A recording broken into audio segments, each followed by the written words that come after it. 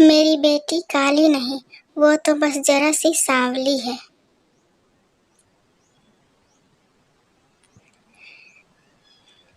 मछली सी आंखों वाली रिया को आज लड़के वाले देखने आ रहे थे। उसकी माँ सुबह से उसे हिदायत दिए जा रही थी और उसके चेहरे पर कभी हल्दी वाला तो कभी मसूर की दाल वाला तो कभी बादाम वाला उपटन बना बनाकर चेहरे पर मलने के लिए दे रही थी।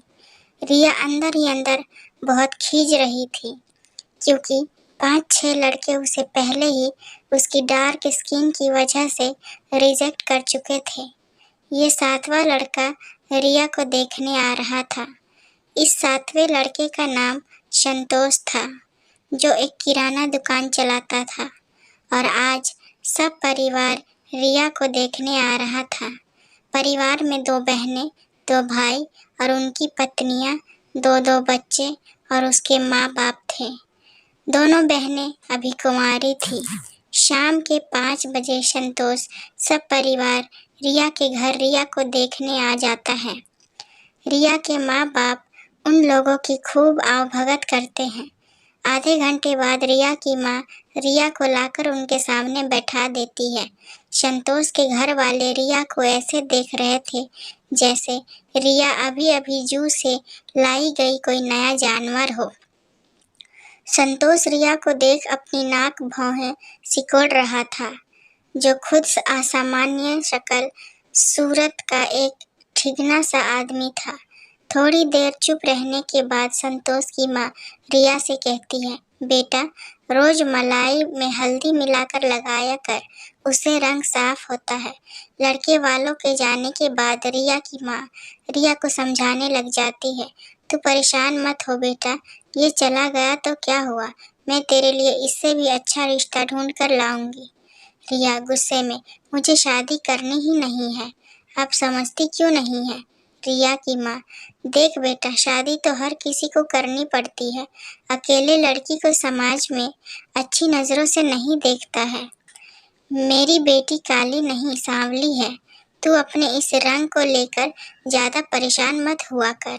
रिया, फिर क्यों जैसे ही किसी लड़के वाले के आने की खबर आती है आप मेरे पीछे पड़ जाती हैं। ले ये उपटन लगा ले, ले वो उपटन लगा ले, पार्लर जाकर ब्लीच फेशियल करवा ले।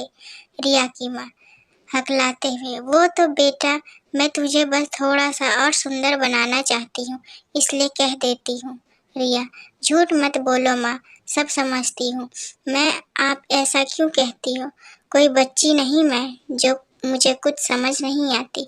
मेरे काले रंग के कारण आप इतना परेशान रहती हैं, रिश्तेदारों की बातें सुनती हैं और मेरी शादी करवाकर आप मुझसे पीछा छुड़ाना चाहती हैं। रिया की माँ, क्या बके जा रही है, समझती क्या है तू अपने आप को। मैं तुझसे पीछा छुड़ाना चाहती हूँ, जिसने 9 महीने अपनी कोख में रखा, पाला पोसा, तेरे सारे नखरे सहे, तेरी सारी फरमाइशें पूरी की, वो माँ तुझसे पीछा छुड़ाना चाहती है। कहते कहते रिया की माँ वहीं फर्श पर धम से बैठ जाती है और उनकी पलकों से आंसू बहने लग जाते हैं। रिया, माँ प्लीज़ रो मत, माँ मेरे कहने का ये मतलब नहीं था। रिया की माँ, फिर क्या मतलब था तेरा, बता, मैं भी तो सुनूं। तेरा मतलब पीछा छुड़ाना चाहती हूँ। मैं पीछा अच्छा होता जो मैंने तेरे बाप से शादी ही ना की होती, ना शादी करती ना तू पैदा होती। तेरे बाप के प्यार में अंधी हो गई थी मैं, प्यार में तुझे मेरे बाप का काला नज़र भी नज़र नहीं आया। सबने मना किया था घर में, ये शादी मत कर, अगर बच्चे काले पैदा हुए तो उनकी शादियों में दिक्कत होगी, पर मुझ पर तो जैसे प्यार का भूत सवार था, ना मुझे आगे दिखा ना पीछे दिखा। मेरे किए की सज़ा मेरी बेटी भुगत रही है। अब रिया, माँ ऐसा मत कहो माँ, आपसे अच्छी मेरे लिए और कोई माँ नहीं हो सकती थी, तभी तो भगवान जी ने आपको मेरे माँ बनाकर भेजा है। पापा तो सारी जिम्मेदारियाँ छोड़कर भगवान के पास आराम करने चले गए, पर आपने अपने सपनों को मारकर रात दिन ट्यूशन पढ़ा पढ़ा कर मुझे बड़ा किया है। मेरे लिए तो आप ही सब कुछ हो, पिता भाई बहन सब कुछ आप ही हो मेरे लिए माँ। रिया की माँ आंसू पोंछते हुए, अच्छा अब बातें बंद कर, कल मैंने एक और लड़के वाले को तुझे देखने के लिए बुलाया है। भगवान ने चाहा तो इस बार बात पक्की हो जाएगी। रिया, आप नहीं सुधरने वाली हो, कल फिर एक और लड़का लाती कहाँ से हो ऐसे नमूनों को छांटकर।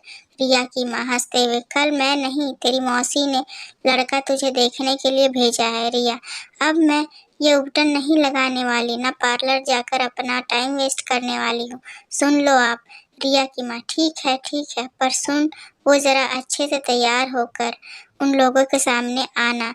सुन जरा, वो पीला वाला सूट पहनकर उन लोगों के सामने मत आना, जो तू गुस्से में हर बार पहनकर लड़कों वाले के सामने आती है। रिया मुस्कुराकर कहती है, माँ तुम नहीं सुधरने वाली इस जन्म में।